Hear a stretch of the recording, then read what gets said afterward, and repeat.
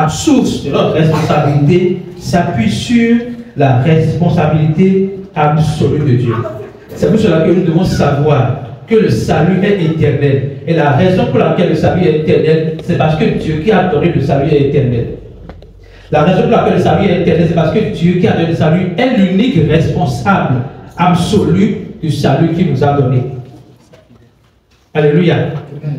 La raison pour laquelle le salut est éternel, c'est parce que Dieu est l'unique responsable du salut qu'il nous a donné en Jésus-Christ. Alléluia. Est-ce que vous êtes là? Oui. Alors, je voudrais également ajouter quelque chose. Le salut n'est pas l'idée de l'homme proposée à Dieu. Le salut n'est pas l'idée de l'homme proposée à Dieu. Le salut est l'idée de Dieu, la conception de Dieu, le plan de Dieu et l'accomplissement de Dieu. Donc, de l'idée jusqu'à l'accomplissement, seul Dieu a agi. L'homme n'est pas intervenu pour dire voici ma contribution au salut. Et pour que nous puissions avoir une image claire, je prends le cas d'un couple qui désire avoir un enfant. Notez que l'idée d'avoir un enfant est venue du couple et non de l'enfant qui va venir.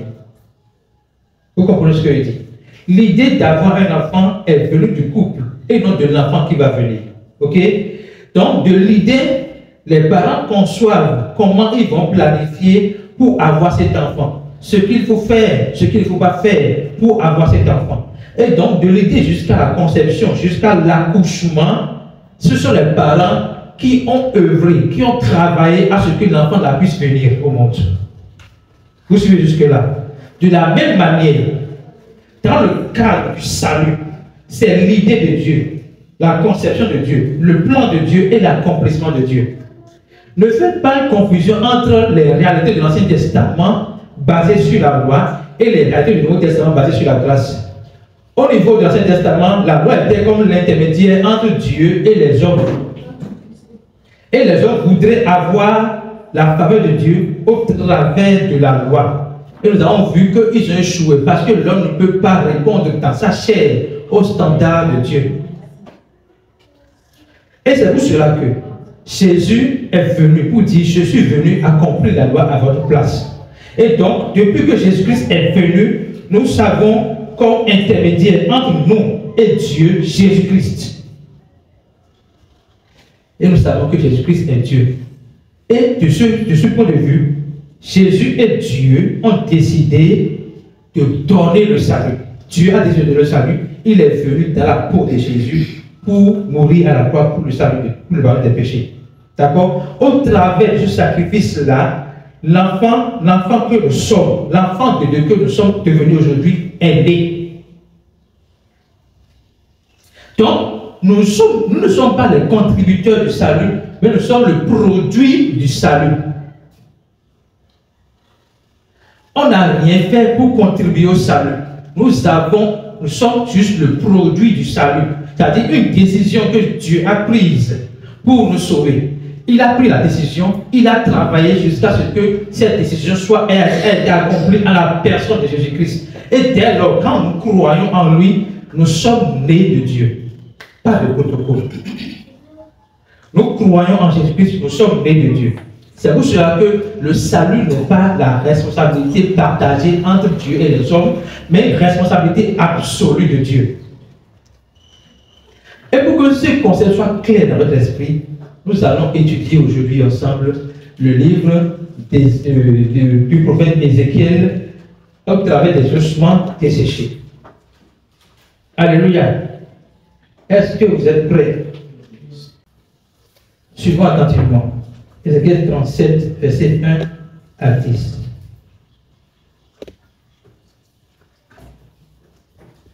La main de l'Éternel fut sur moi, et l'Éternel me transporta en l'esprit et me déposa dans le milieu d'une vallée remplie d'ossements. Nous voulons voir notre état avant le salut. Parce que quand on parle de Dieu est le responsable unique du salut, on ne comprend pas vraiment. Parce qu'on se dit, Mais j'ai contribué au salut. Si je ne dis pas oui, là, est-ce que? Ok? Nous allons voir ensemble notre état avant que Dieu nous donne le salut. Donc, on dit, la vallée est remplie d'ossements. Dans le prolongement du verset, nous allons voir le concept d'ossement, on va voir ça ensemble. Suivant, verset suivant. Verset suivant. On ira jusqu'à 10. Deux d'abord.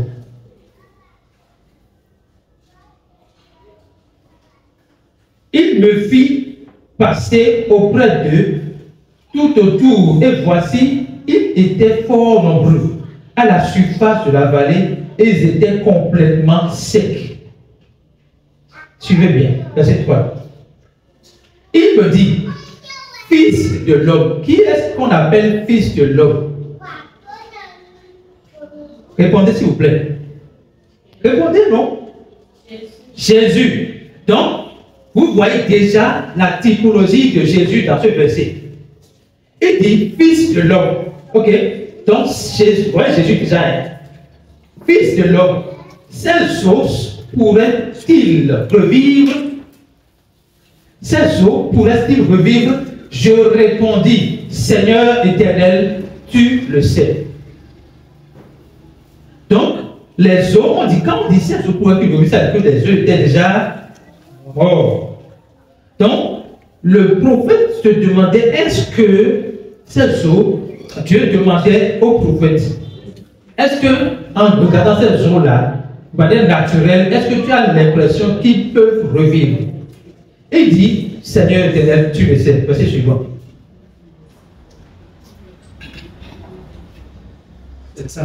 Il me dit, prophétise sur ces os et dis-leur, ossements desséchés, écoutez la parole de l'Éternel. On va pas lire. Romains 10, verset 17. La foi vient de ce que l'on entend, et ce que l'on entend vient de la parole de Christ, vient de la parole de Dieu, vient de la parole de l'Éternel. La foi vient de ce que l'on entend. Ce que l'on entend vient de la parole de Christ. Écoutez la parole de Christ. Donc, les ossements desséchés qui sont morts peuvent au moins écouter. Vous comprenez? Les ossements desséchés qui sont morts peuvent au moins écouter. C'est-à-dire que malgré leur état, Dieu leur a donné le don d'écouter. Malgré leur état d'avant, Dieu nous a donné le don d'écouter la parole de l'Éternel. On va voir maintenant quelle est la parole de l'Éternel. Allons-y. Ainsi parle le Seigneur l'Éternel à ses eaux. Voici, je fais entrer en vous un esprit et vous vivrez. Donc le besoin, Seigneur, que Dieu nous donne la grâce de comprendre ça. Le besoin des ossements desséchés, le besoin des personnes sans Christ, ce n'est pas la loi. C'est un esprit, c'est l'esprit de Dieu qui viendra en eux pour qu'ils vivent. Vous comprenez? Le besoin de celui qui est déjà mort, ce n'est pas travail pour vivre, mais c'est reçoit la parole de l'Éternel qui a le potentiel de te donner son esprit pour que tu vives. Ok? Allons-y. Je vous donnerai les nerfs et je ferai croître sur vous de la chair. Je vous, qui a dit? Qui parle là? C'est Dieu. Je. Donc ce n'est pas l'homme. Je vous donnerai des nerfs. Je ferai croître sur vous de la chair. Tout cela, c'est encore Dieu. Ce n'est pas encore l'homme la répète. Hein? Je vous couvrirai de peau. C'est toujours Dieu. Je mettrai en vous un esprit et vous vivrez. Pour avoir l'esprit de Dieu en nous, nous allons d'abord écouter la parole de l'Éternel, la recevoir, et en recevant cette parole par la foi, nous avons l'esprit de Dieu en nous. Il dit, et vous saurez que je suis l'Éternel. Quand la parole dit, vous saurez que je suis l'Éternel, c'est quoi? Ce n'est pas que vous saurez que je suis l'Éternel. Ça veut dire que vous saurez que de moi dépend de tout. De moi, votre vie dépend. De moi, votre passage de la mort à la vie dépend. Ça ne dépend pas de vous. Vous comprenez? Verset suivant. C'est bon? Je prophétisais selon l'ordre que j'ai reçu. Et comme je prophétisais, il eut un bruit. Et voici, il se fit un mouvement. Et les eaux se rapprochaient les uns des autres. Continuez. Je regardais et voici, il leur vint des nerfs de la chair crue. La chair crue et la peau les couvrit par-dessus. Mais il n'y avait point en eux d'esprit. Donc jusque-là, c'était juste une prophétie de Dieu qui dit, je donnerai, je donnerai. Quand est-ce que l'esprit est venu en eux? On va voir ça ensemble. Allez-y. Ok. Et il me dit, prophétise et parle à l'esprit. Prophétise, fils de l'homme, et dit à l'esprit, ainsi parle le Seigneur éternel. Esprit, viens des quatre vents, souffle sur ces morts, et qu'ils revivent. Verset suivant. Verset 10 maintenant. Je prophétisais sur l'ordre qu'il m'avait donné. Et l'esprit entra en eux, et il reprit vie, et ils se tinrent sur le pied. C'était une armée nombreuse, très nombreuse. Nous sommes en train de voir notre état avant le salut.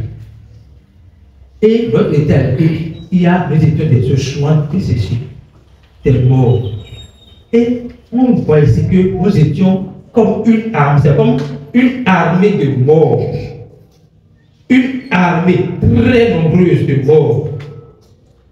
Mais qui, en écoutant uniquement la parole de l'Éternel, en recevant cette parole, passe de la mort à la vie. Donc quand on regarde ces versets, nous voyons clairement qui est-ce que nous étions avant que Dieu nous donne son salut. Alors je voudrais mettre l'accent sur certaines choses rapidement pour que nous puissions comprendre. Fils de l'homme veut dire Jésus-Christ. Alléluia. Prophétiser dans le contexte ici veut dire évangéliser. Ok? Parole de l'Éternel, ça s'entend. On va vu tout à l'heure, Romains 10, on peut lire ça. Romains 10, verset 17, pour vous montrer que quand on parle de la parole de l'Éternel dans ce contexte, c'est la parole de l'Évangile, la parole de Christ, par laquelle on peut recevoir la foi qui nous donne le salut. Romains 10, verset 17.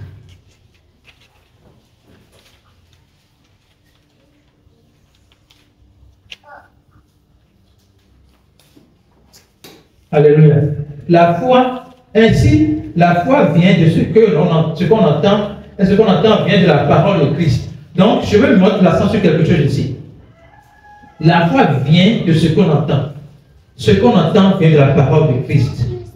Donc, quand dans Ézéchiel, il disait, écoutez la parole de l'Éternel, dans la parole de l'Éternel, il y avait la foi que les ossements desséchés ont besoin pour vivre. Donc, notez bien, le don de la foi est venu de Dieu.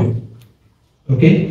Le don du choix des ossements desséchés, après l'écoute d'accepter, de recevoir la parole de Dieu, est également venu de Dieu. Rien n'est venu de l'homme. Parce que l'homme était ossements desséchés, mort. Ce n'est pas nous allons prier pour les ossements desséchés de notre famille. Non, écoutez bien. Les ossements desséchés, c'était avant Jésus-Christ. Notre état ne nous permettait pas de dire on va contribuer à quoi que ce soit. On était sans défense, on était vulnérable, on était mort, on était sans Christ. Et Dieu, dans son amour, dit je ne peux pas nous laisser dans cet état. C'est pour cela qu'il a envoyé Jésus-Christ pour nous sauver. Et Jésus-Christ a accepté de payer le prix de la mort à notre place. C'est-à-dire que lorsque la mort de Jésus-Christ est notre vie. Vous comprenez ce que je dis? Le salaire du péché, c'est la mort. nous étions morts. Et Dieu doit payer au péché un salaire qui n'est pas autre chose que la mort. Et Jésus a accepté de payer le prix de la mort afin que nous puissions, au travers de cela, vivre. Donc, les ossements décédés, en entendant la parole de l'Éternel, l'espoir de vivre au travers de cette parole, ont accepté la parole de l'Éternel. Et on a dit, la parole dit qu'ils sont devenus une armée nombreuse, très nombreuse. Nous allons voir que le verset 10 d'Ésaïe 37 a sa source dans Chant 5, verset 24. Lisons ensemble Chant 5, verset 24. Chant 5, verset 24.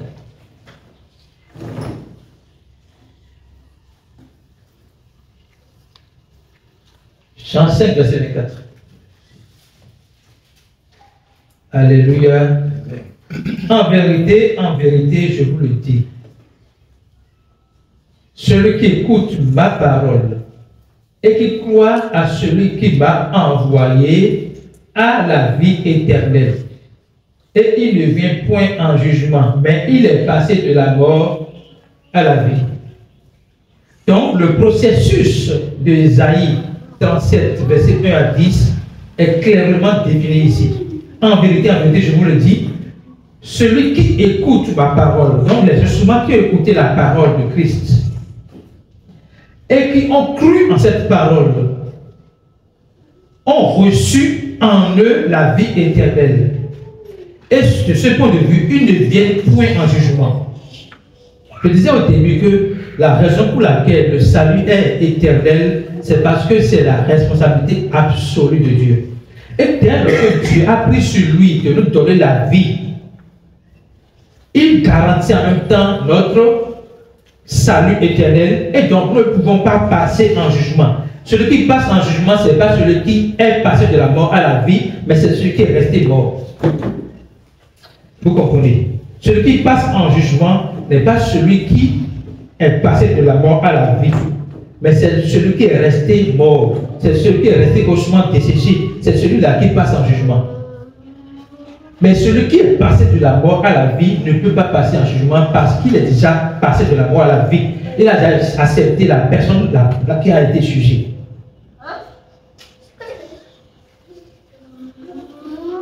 Le Corinthiens 5, verset 21. Il a déjà accepté la personne qui a été jugée.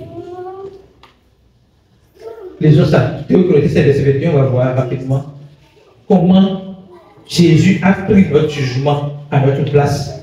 Et donc, lorsque nous acceptons Jésus, nous devenons qui il est. Donc, Jésus ne peut pas passer en jugement.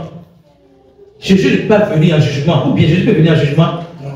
Donc, celui qui n'a point connu du péché, il l'a fait devenir péché pour nous, afin que nous devenions en lui justice de Dieu.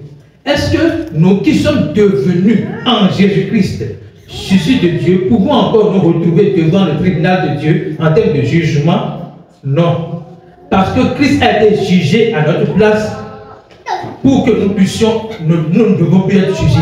Christ a été jugé à notre place pour que le jugement ne soit plus notre portion, notre partage. Alléluia. Donc, nous allons revenir. Je voudrais lire qu'on lise en une aussi, Jacques 4, verset 5. Toujours pour voir comment nous sommes passés de la mort à la vie. Jacques 4, verset 5.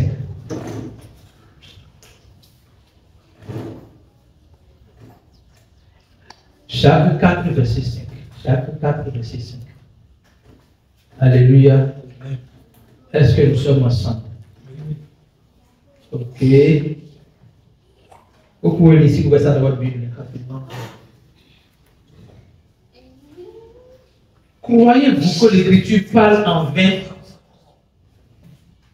Croyez-vous que l'Écriture parle en vain? C'est avec jalousie que Dieu chérit l'Esprit qu'il a fait habiter en nous. Croyez-vous que l'Écriture parle en vain? C'est avec jalousie que Dieu chérit l'Esprit qu'il a fait habiter en nous. Notez quelque chose ici. Dieu n'est pas un Dieu jaloux. L'expression, c'est avec jalousie que Dieu chérit l'Esprit qu'il a fait habiter en nous, doit être compris dans son contexte. Oui, vous avez d'autres versions, ok. Prenez-vous pour des paroles en l'air ce que déclare l'Écriture. Oui. Dieu ne tolère aucun combat dans l'esprit qu'il a fait. Dieu ne tolère, tu as vu une version ici. Dieu ne tolère. Donc, gardez quand on dit, garde jalousement l'ordinateur, par exemple, c'est pas que tu es jaloux, mais tu chéris. Donc, mettez l'accent sur le mot chéri. Donc, pensez-vous que l'Écriture parle en vain? Dieu demeure en nous. Dieu qui demeure en nous, désire-t-il avec envie? Je ne comprends pas ce verset. En fait, revenons à l'autre verset. C'est pas l'autre verset, c'est bon, je vais expliquer ça. C'est avec jalousie que Dieu chérit l'esprit qu'il a fait habiter en nous, veut dire, c'est avec soin, hein? C'est avec amour, c'est avec précaution, c'est avec un sérieux que Dieu chérit l'esprit qu'il a fait habiter en nous. Donc ce n'est pas toi qui chéris l'esprit que Dieu a fait habiter en toi. Vous comprenez? Ah non, si vous avez commis une erreur, l'esprit de Dieu quitte en vous. Non, ce n'est pas toi qui chéris l'esprit que Dieu a fait habiter en toi. C'est Dieu lui-même qui prend soin avec amour, avec sérieux, avec responsabilité, l'esprit qu'il a fait habiter en toi. Malgré, mais comment bien? C'est Dieu qui prend soin, c'est Dieu qui se rend responsable de l'esprit qu'il a fait habiter en toi. Ce n'est pas toi qui garde l'esprit qu'il a fait habiter en toi. Vous comprenez ce que je dis? Ce n'est pas nous qui gardons l'esprit de Dieu, que Dieu lui-même a fait habiter en nous. Nous n'avons pas cette capacité. Si Dieu va mourir pour les péchés du monde entier et nous donner le choix de garder ou non le salut, pourquoi il a mourir? Sérieusement. Si Dieu va accepter de prendre la chair, la forme humaine, pour mourir pour le péché du monde entier, et voir le processus, il a souffert la passion, il a souffert à la croix avant de mourir. Il a fait tout ça. Maintenant, quand il fait tout ça, il dit voilà, je te donne le pouvoir de garder ou de ne pas garder. Comment il fait ça? Parce qu'au départ, quand nous avons eu le pouvoir de garder ou de ne pas garder, on a échoué. Donc il sait qu'il connaît le résultat, on va échouer. Donc pour qu'on n'échoue pas, pour le faire échouer, il décide de prendre soin lui-même du salut qu'il nous a donné, de l'esprit qu'il a fait habiter en nous, pour que jamais, jamais au grand jamais, nous puissions penser qu'on peut perdre le salut. Parce que le salut que Dieu nous a donné ne dépend pas de nous, mais dépend de lui. L'esprit qui habite en nous n'est pas gardé par nous, mais est gardé par lui. Nous sommes passés de la mort à la vie, non pas parce que nous avons travaillé, mais parce que nous avons cru en Jésus-Christ. Alléluia. Acte 15, verset 7 à 9.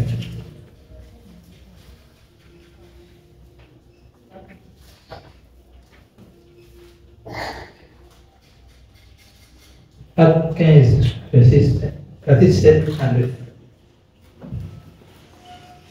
Ce matin, nous voyons l'accomplissement de la prophétie.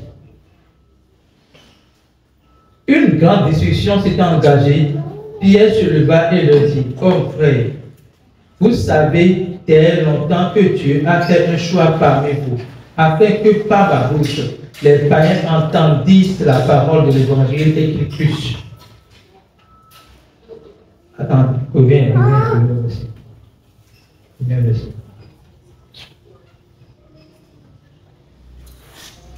Ici, Pierre a fait de planter un décor. Vous comprenez, il a fait planter un décor. Il dit, vous savez que nous sommes dans le contexte de la conférence de Jérusalem, hein, où on faisait le débat sur est-ce que nous sommes sauvés par grâce uniquement ou par grâce avec les œuvres de la loi. D'accord? Et Pierre est en train d'établir une fondation ici. Il dit, vous savez que dès longtemps Dieu a fait un choix parmi vous, afin que par la bouche, les païens entendissent la parole de l'évangile et qu'ils puissent. Donc, les païens étaient ceux qui sont Je veux qu'on réponde à ça. Les païens sont ceux qui sont sans Dieu, sont des ossements desséchés, sans espoir de vivre. Hein? Donc, il dit, les païens entendissent, que les païens entendissent la parole de l'évangile et qu'ils cruent. Donc, avant de croire, il faut d'abord entendre la parole de l'évangile avant de croire. Et Dieu nous exhorte ainsi. Suivez. Jésus a fait sa part. Jésus a payé le prix du péché à notre place. Et nous sommes croyants parce que nous avons cru en Jésus-Christ. À notre tour, nous devons annoncer la parole de l'évangile pour que d'autres puissent bénéficier de ce salut. Ok? Maintenant, verset suivant, verset 8. Et Dieu, qui connaît les cœurs, leur a rendu témoignage en leur donnant le Saint-Esprit comme à nous. Dieu qui connaît les cœurs leur a rendu témoignage en leur donnant le Saint-Esprit comme à nous. Le contexte ici, c'est ce qui s'est passé dans Actes, lorsque Jésus et puis a laissé les Corées pour évangéliser. Ok? Dieu qui connaît le cœur, quand ils ont entendu l'évangile, ils ont reçu l'évangile dans le cœur. Dieu qui connaît le cœur leur a donné le Saint-Esprit comme il nous a été donné. Donc dès lors, les païens et nous sommes devenus les mêmes personnes parce que nous avons tous cru en Jésus-Christ. On va continuer, on va lire un verset encore. Hébreux 10, versets 15 à 18. Hébreux 10, versets 15 à 18.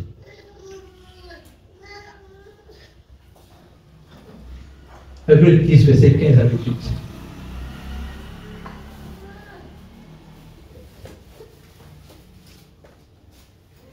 C'est ce que le Saint-Esprit atteste. C'est ce que le Saint-Esprit nous atteste aussi. Car après avoir dit, suivant, après avoir dit, c'est suivant.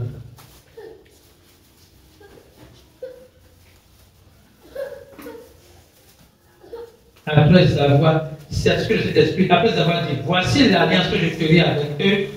Après ces jours-là, dit le Seigneur, je mettrai mes lois dans leur cœur. Je les écrirai dans leur esprit. Il ajoute. Oui, vas-y. Il ajoute.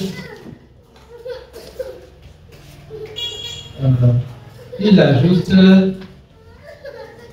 Et je ne me souviendrai plus de leurs péchés ni de leurs iniquités.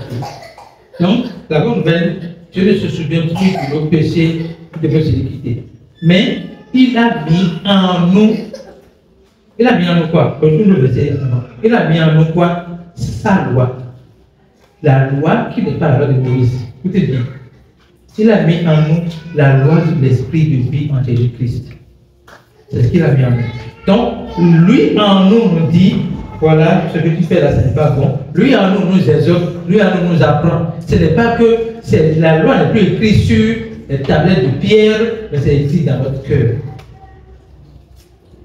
Alléluia.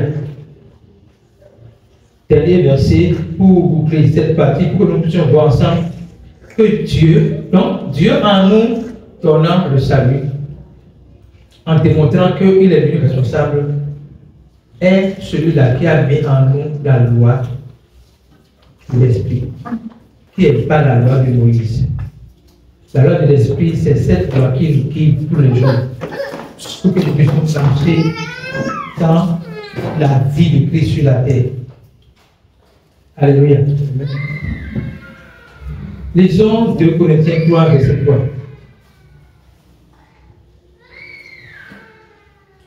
Deux Corinthiens 3, verset 3.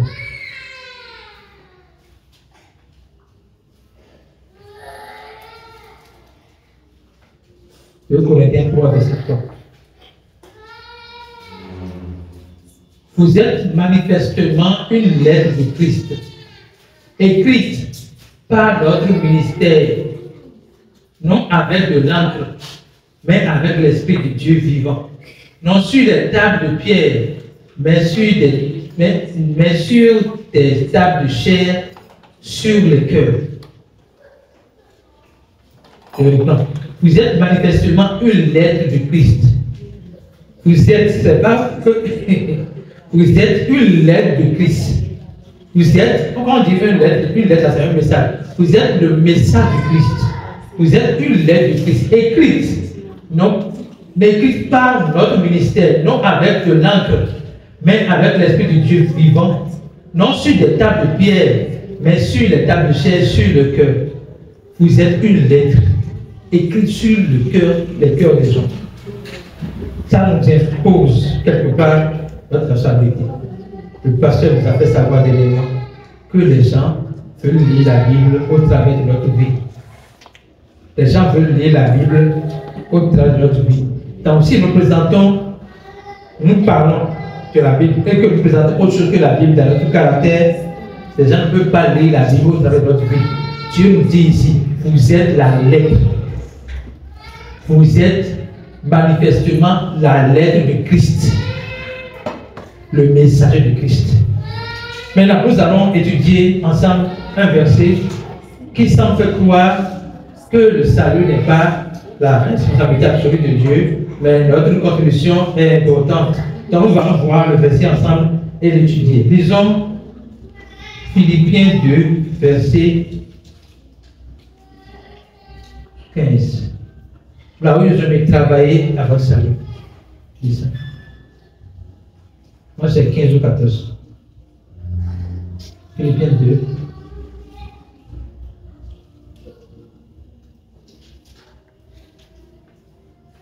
Alléluia. Amen. C'est bon? Ok. On dit. Non, avant, c'est avant. Travaillez à votre salut. C'est avant.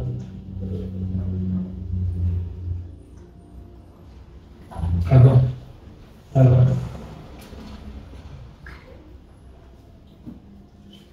C'est bon.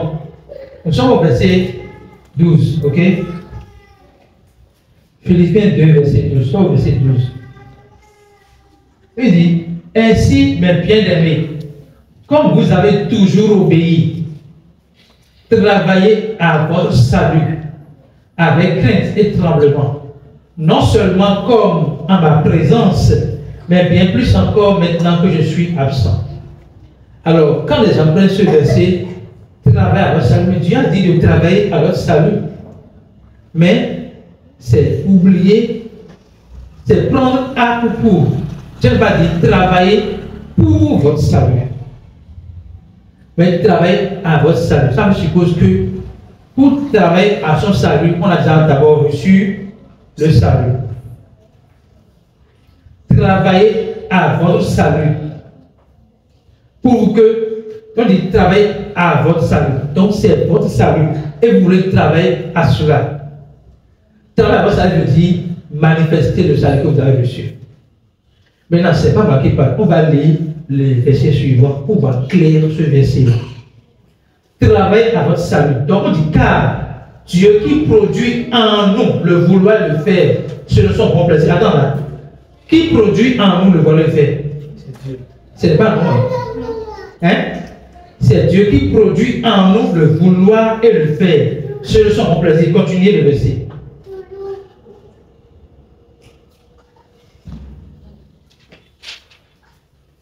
Faites toutes choses sans murmure ni hésitation, oui, suivez le suivant. Afin que vous soyez irréprochables et purs, des enfants de Dieu, irréprochables au milieu d'une génération perverse et corrompue, parmi laquelle vous brillez comme des flambeaux dans ce monde. Donc, le message de Dieu. Non, lisez le verset 16, verset 16. On va finir là. Portant la parole de vie. Portant la parole de vie. Et je pourrais me glorifier au jour du Christ de n'avoir pas couru en vain ni travaillé en vain. Écoutez, travailler à votre salut, reviens au verset 15. Travailler à votre salut a un seul but. Le but est dans le verset 15. Travailler à votre salut a un seul but. Ce n'est pas dans le but d'avoir le salut, parce que tu as déjà le salut. C'est dans le but de ce que au milieu d'une génération perverse et corrompue, tu sois irréprochable, pur, comme des enfants de Dieu irrépréhensibles. Donc, Dieu nous a envoyés dans ce monde qui est corrompu, afin que nous puissions être lumière pour ce monde. Dieu, dans sa responsabilité de le salut, nous envoie ici afin que nous puissions être lumière pour le monde. C'est notre vie qui éclaire le monde. Levons sur le pied. Nous allons comme ça déclarer: Seigneur, je suis la lumière qui éclaire le monde. Je te remercie de ce que tu as pourvu au salut. Toi seul as pourvu au salut. Je te remercie de ce que je n'ai rien fait pour contribuer à ce salut. Mais je te remercie de ce que tu me donnes maintenant la responsabilité à moi, de pouvoir briller comme la lumière dans ce monde, afin d'éclairer le monde. Merci Jésus parce que tu l'as fait.